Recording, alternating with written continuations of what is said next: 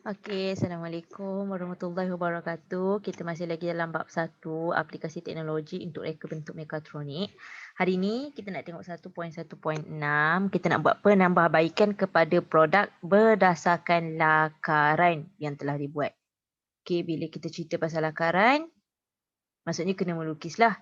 Macam masa minggu lepas kita berhenti tak sampai tak masuk bahagian lakaran kan. Jadi hari ini kita akan masuk bahagian lakaran. Okey.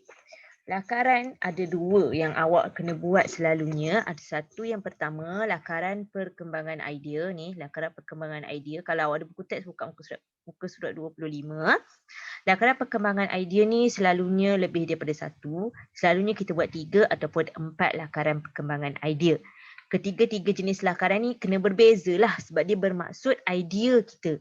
Idea kita masa kita nak buat penambahbaikan.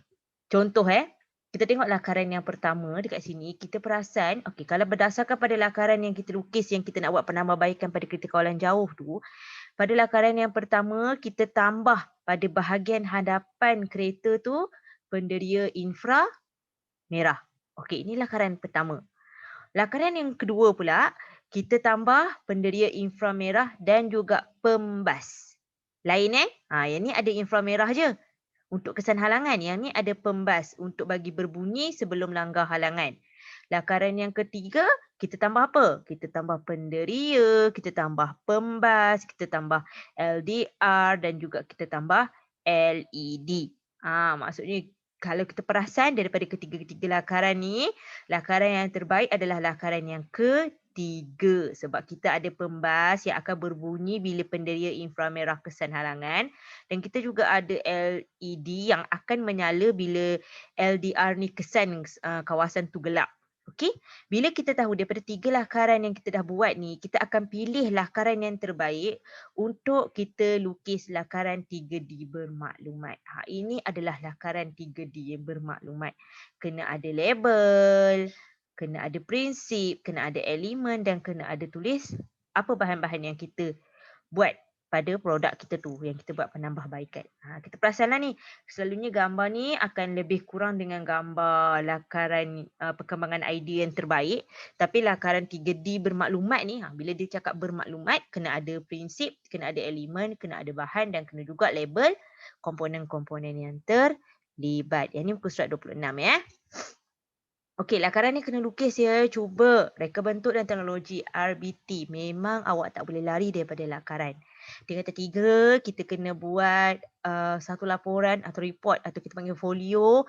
Memang ada lakaran. Awak memang kena melukis. Jadi cuba duduk rumah tu, cuba sambil-sambil duduk tu, cuba lukis ya lakaran yang ni, lakaran idea 3 ni dan juga lakaran 3D bermaklumat. Okey? Okey, kita tengok cadangan penambahbaikan. Okey. Berdasarkan daripada lakaran-lakaran yang kita dah buat tu, kita bahagikan kepada dua bahagian penambahbaikan.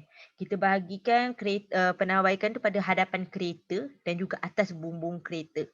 Okey, pada bahagian hadapan kereta kita letak LDR, kita letak lampu LED dan juga kita letak penderia inframerah bahagian hadapan kereta. Pembas kita letak dekat atas bumbung kereta. Okey. Apa justifikasi sebenarnya komponen-komponen yang kita tambah pada kereta ni? LDR ni fungsi dia untuk kesan tahap pencahayaan. Bila dia kesan sesuatu kawasan tu gelap, dia akan hantar isyarat input kepada mikro pengawal. Mikro pengawal akan terima arahan daripada LDR tadi dan dia akan bagi arahan pada lampu LED untuk menyala. Itu fungsi dia. Kalau ada lampu LED tapi tak ada LDR, siapa yang nak bagi arahan pada LED untuk menyala?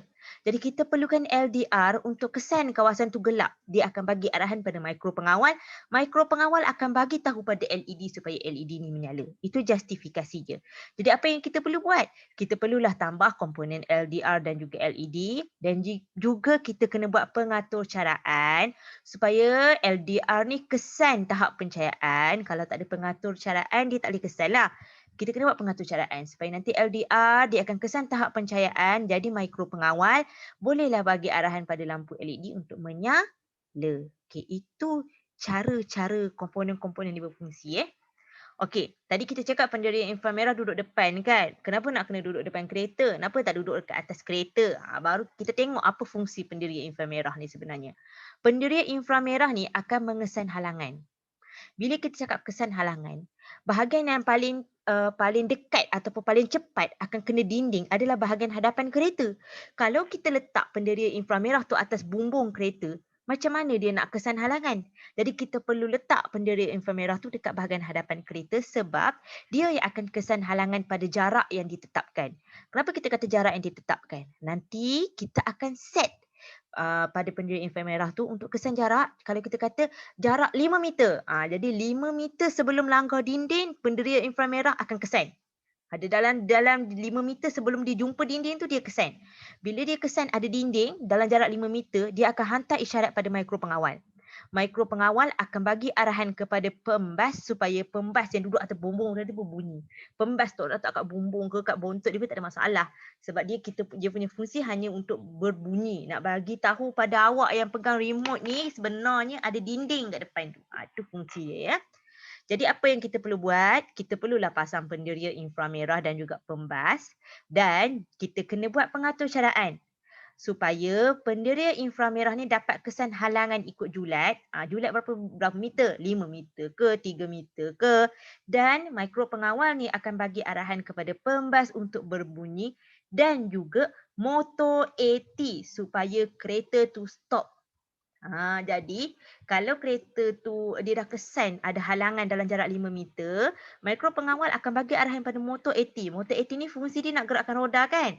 Jadi dia bagi arahan pada motor AT akan stop. Jadi roda pun berhenti bergerak, pembas akan berbunyi. Jadi awak tahu, oh rupa-rupanya kereta saya ni nak langgar dinding dah. Awak pun pergilah masuk kat mana-mana kawasan awak kata kereta awak tu pergi tu, awak ambil lah kereta awak. Dia macam tu. Dia nak bagi tahu pada pengendali yang sebenarnya kereta tu hampir dah nak langgar dinding. Tapi disebabkan kita ada pasang penderia inframerah, jadi dia dah berkesan. Dia kesan di dinding, jadi dia menjalankan fungsi dia, dia berhenti sendiri dan pembas pun berbunyi.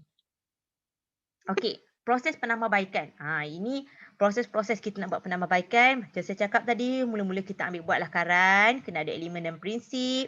Pilih bahan, apa komponen yang kita nak tambah tadi. Pendiri inframerah, pembas, LDR, LED, wire. Lepas tu kita buat pengaturcaraan. Pengaturcaraan nak buat macam mana? Hari tu kita belajar masa tingkatan 2. Masa kita buat guna aplikasi M9. Itu kita panggil sebagai pengaturcaraan.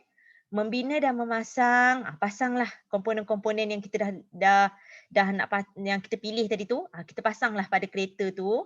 Buat kemasan, maksudnya kita nak lindung komponen-komponen tu, kita nak tambah daya tarikan dan kita nak kurangkan kecederaan dan akan terhasilnya produk kereta kawalan jauh yang awak dah tambah baik. Okey, sampai situ sahaja kita hari ni. Tak payah banyak-banyak.